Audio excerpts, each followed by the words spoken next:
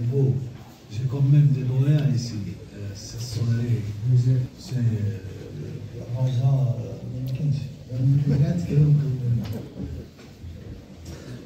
Donc pour avoir une idée de la Coupe du Monde, c'est un événement de la FIFA.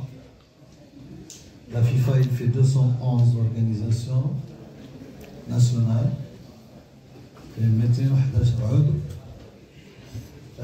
C'est une Coupe du Monde qui, jusqu'à la Coupe du Monde Qatar en 2022, c'était le conseil de la FIFA qui compte 25 personnes qui votaient.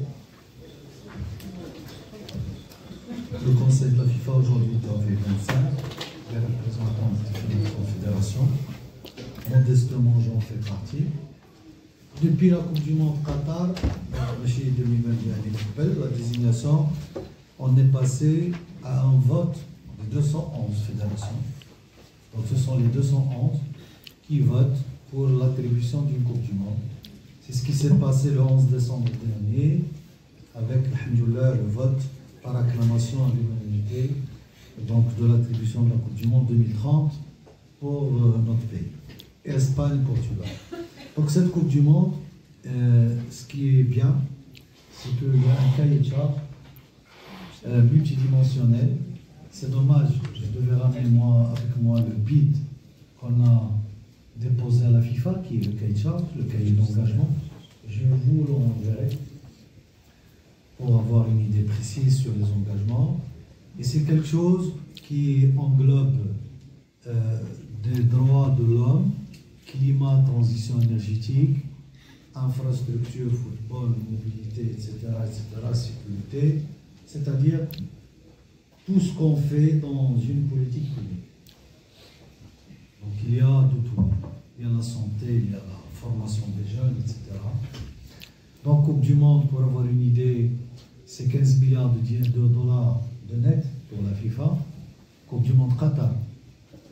Donc à 48, parce que Qatar c'était 32. Et pour avoir une idée, une Coupe du Monde en 1986 au Mexique, ou 82 en Espagne, c'était 24 équipes. Donc on a doublé le nombre des équipes de participants. C'est 104 matchs, je vous ai dit ça avant de venir. C'est 7 semaines de compétition. C'est plus de 10 millions de spectateurs. Et c'est plus de 15, en tout cas dans un bassin comme celui Portugal, Espagne, Maroc.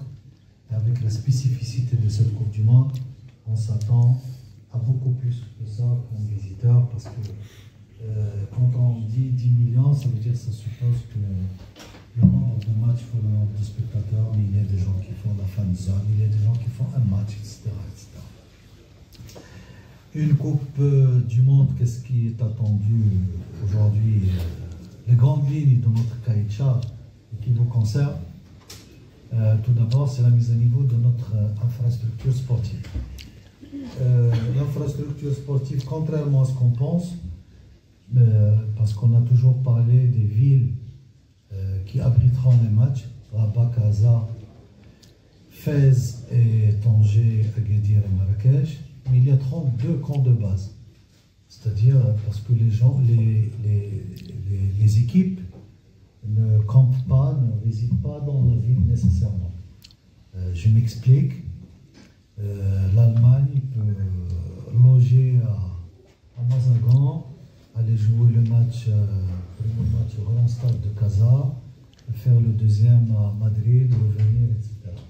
Et ces 32 camps de base, vous verrez dans le bid, ils concernent toutes les régions du Maroc et qui nécessitent eux-mêmes donc une mise à niveau, au moins 2 hôtels, de niveau, et aussi 2 terrains d'entraînement. Donc l'équipe qui est là-bas est obligée d'avoir 2 stades d'entraînement, un principal et un donc secondaire en cas de changement ou de dégradation de la pelouse, etc. Donc l'infrastructure que vous connaissez, on a dans notre vision, on l'a séparé en deux rounds. Le premier, c'est la mise à niveau du stade de Rabat, et le grand stade de Tanger. On achevé dans les 2 mois qui viennent pour Rabat et Tanger. Et le premier round fait la mise à niveau ou le démarrage des travaux du stade Hassan II Ben Slimane, qui concerne Casablanca ou le grand Casablanca, Inch'Allah. Après la Coupe d'Afrique, on va s'atteler sur le stade de Marrakech, Fès et Agadir, et continuer les travaux du grand stade Hassan II, prévu, l'achèvement est prévu en 2026. Encore une fois, vous êtes interpellé, Monsieur le Président, la CGN, à renforcer les capacités de nos entreprises dans les différents domaines.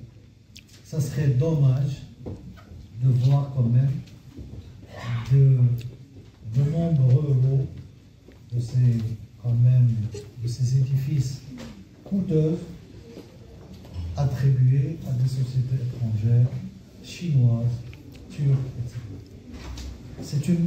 Et si vous voulez qu'on organise une réunion où je vous donne le plan de charge des terrains, de leur architecture, de leurs besoins, de leur planning, de qu'est-ce qu'il faut, qu'est-ce qui nous attend, on a tous les détails.